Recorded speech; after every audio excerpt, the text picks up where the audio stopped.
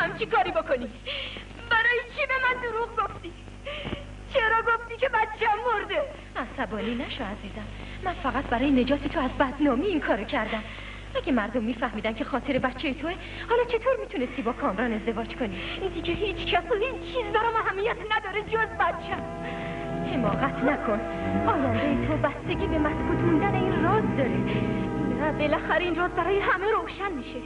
پس چرا با بدنامی بیشتر من از زندگی محروم بشم؟ بذار همه این موضوع رو بدونن. ازت خواهش میکنم این کارو نکن. مطمئن باش من ترتیب همه کارا رو میدم. اوکی، تو باید برای من ترتیبی معین کنی. مگه من بازیچه تو هستم؟ اون وعده‌هایی که برای خوشبختی من میدادی.